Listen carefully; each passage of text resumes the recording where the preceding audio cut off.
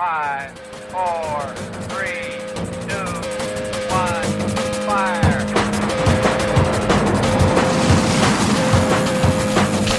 The only thing we have to fear is fear. Mile 18. This is Endurance Nation.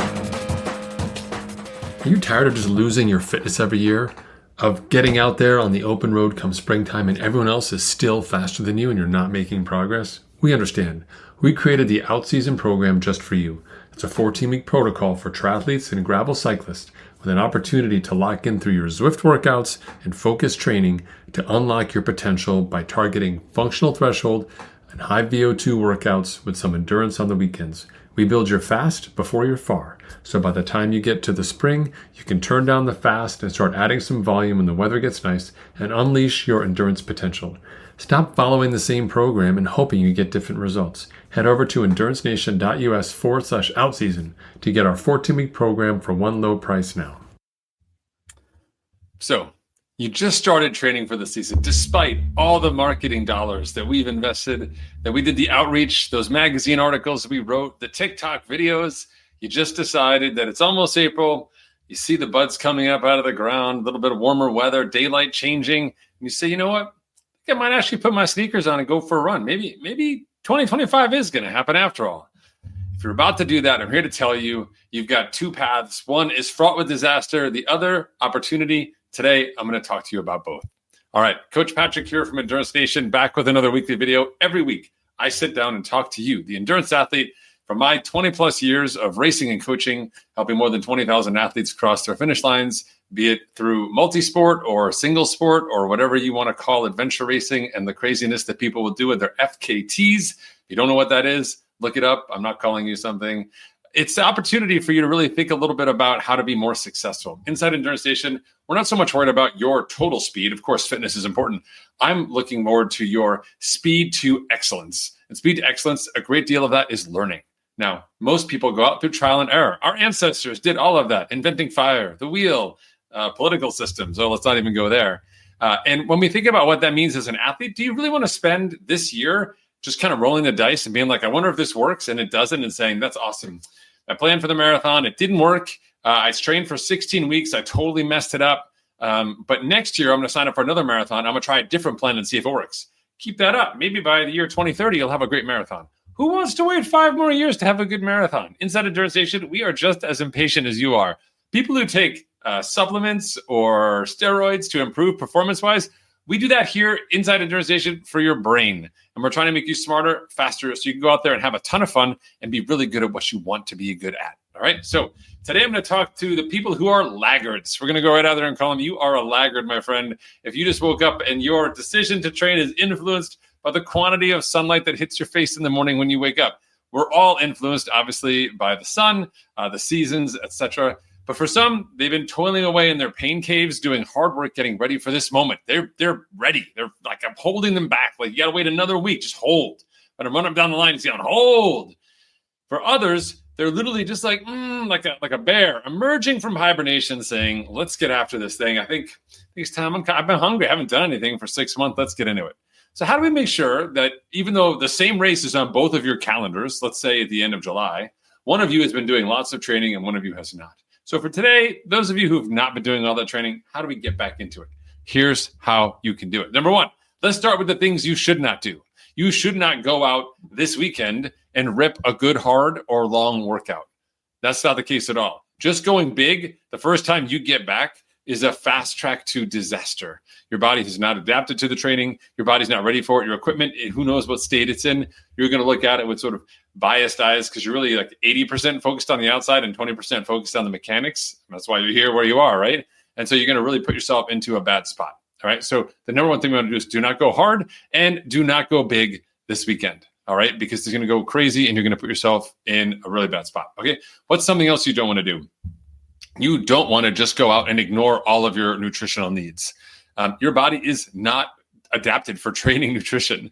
It's the first thing to go. People will think about the volume of oxygen in their blood and be like, oh, I'm detraining and I'm feeling a little stiff or sore during a taper. That's one aspect, right? And the most visible or tangible aspect of detraining.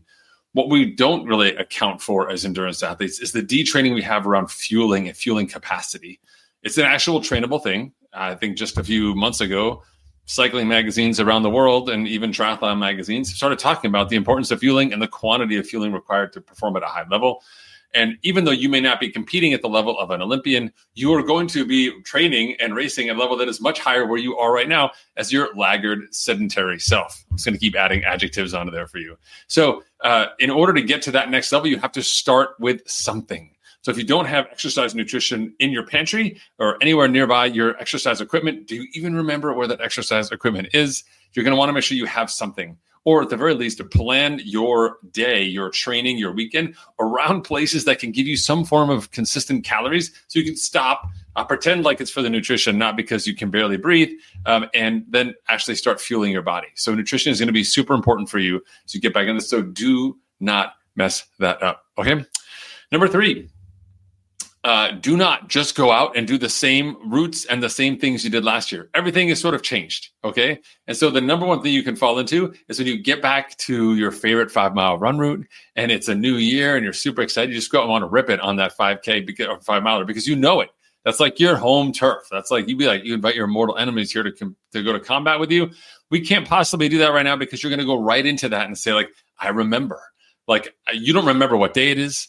You don't remember like your third kid's name. You do have a name for your bike and you remember that. And you definitely know all your friends on Zwift and the last time you saw them. However, you definitely remember the last time you ran on this route, what your time was, right? Don't even know. Don't even look at your watch. No cheating. What time is it right now? You don't know, right? You have no idea, right? But you do know exactly your favorite route, what your best time is on that route. And when you go out there and train again, you're going to try and do that again. And it's going to crush you.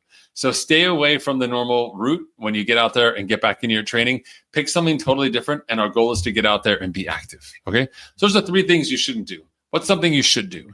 The number one thing I really want you to do before you put on shoes or spandex or a helmet or anything else is to actually map out how much time you have between now and race day. Let's be real. For some people who started training in November and October with our out-season program, for those people, they've been training 16 weeks. They're in great fitness, right? For you, you've only got 16 weeks left to race. So we've got to get you from 0 to race ready in 16 weeks. That's a very different utilization of time otherwise. So quantify your time. You have to know what the time is, right? Okay, step number 2, you're going to divide your time up. You're going to have 25% of the time just getting back into training. 25%. So if we've got 16 weeks, we've got 4 weeks to get back into it. That's an important phase because it actually gives you permission to move slowly, intentionally, to determine, am my equipment set up? Is my fitness good? Is my nutrition good? Am I coming around? Is my body holding up? What's different this year about my lower back? Is it the same problem I had last year? Or I forgot about the problem with my lower back last year, but now this problem with my lower back is back and I've got to do something about it, whatever that is. Those first 4 weeks are really important for telltale signs and giving you some sense of your, not just directionality, but also the speed of that directionality for yourself, right? So if you're a vector, how fast is that vector moving? No, it's just pulling in the right direction and it's got some amount of velocity to it and you can measure that and that will determine how you handle the next 12 weeks. The last 12 weeks are broken up 25% in terms of getting some volume and consistency back and 50% getting race ready. So really, if you've got 16 weeks, it's really 8 weeks of race prep. If you've got 10 weeks, it's really 5 weeks of race prep. And so while race prep and race training and those benchmark workouts that you remember, again, milestone workouts you remember from last year will be front of mind for you, but they're not important at all because you're not focusing on the actual re-entry work that you need to get into. And again, determining not just the directionality, but the velocity of which your body is adapting to this training and moving forward. Okay, super, super important. Okay. And then the third thing you actually want to do is either find friends or find a local race. We just have to get you into a race-like environment. 5Ks are great, 10K if you had to, or maybe a group ride as the group rides start to fire back up again. It will be humbling. It will be challenging, but it is also a really good social boost for you and accountability and energy that's going to help sustain you over this hump. Because this first 25%, I'm not going to lie to you, it's hard. People like to talk about race day and hitting the wall and what the end of race day looks like.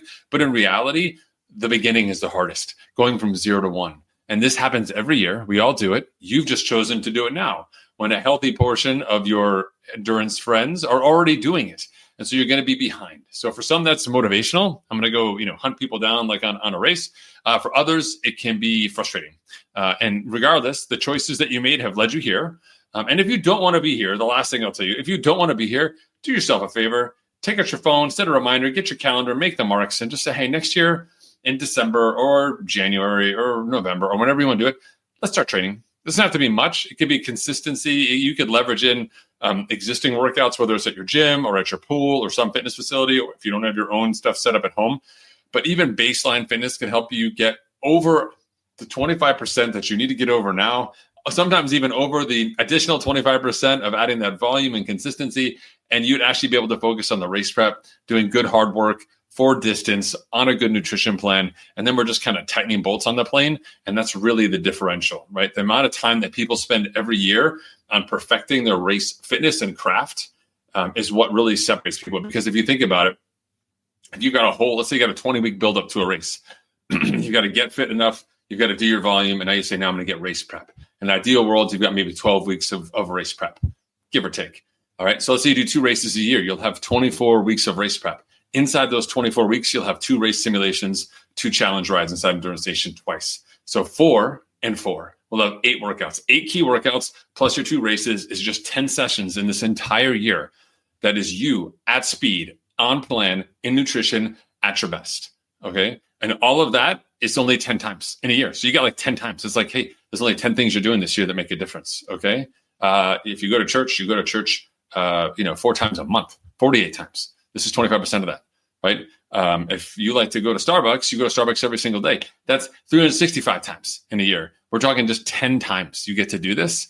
This is really meaningful. And so the more time we can spend in that window, the greater, because the more I have to shorten that 12-week window down to 8 or to 5, like we were just talking about, all of a sudden we're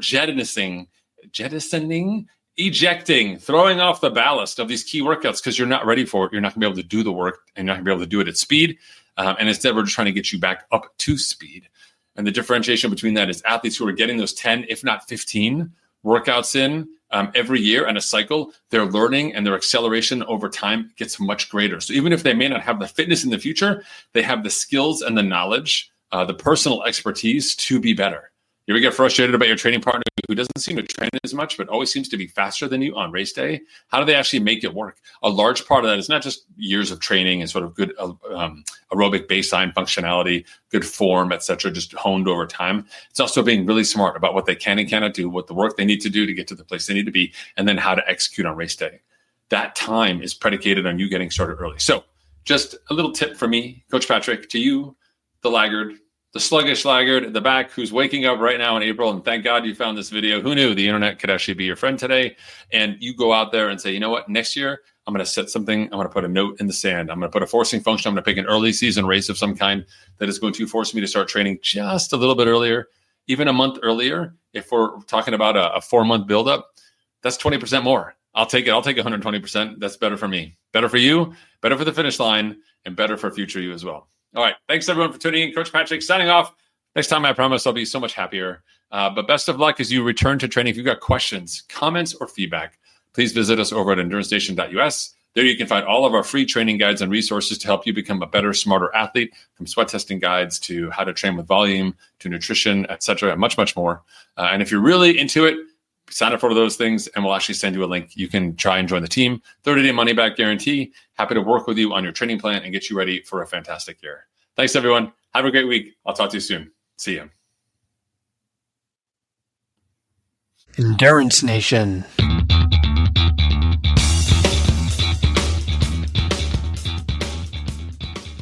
Hey, podcast fans. I know you love the podcast because here you are, you're listening to it and you're still listening to me talk right now. Did you know you can get content just like this in your inbox once a month? We send out a great newsletter. We call it, guess what? The Unfair Advantage. That's right. It's our information to you, something that separates you from the competition. If they're not here, then they don't know. But if you are here, then now you do. Zero excuses. If you go check us out online at endurancenation.us/newsletter, it's your opportunity to enter your email address, sign up for these updates. They come once a month, sometimes twice a month, depending on my race schedule. And it's your chance to get insider information that's going to help you become a better, smarter athlete. Don't miss out on this chance to get ahead of the competition. It doesn't cost you any money, and it's not a ton of work. It's just your email address. That's endurancenation.us/newsletter. For more information about Endurance Nation, visit us online at endurancenation.us. The provided music is from the Podshow Podsafe Music Network. Check it out at music.podshow.com.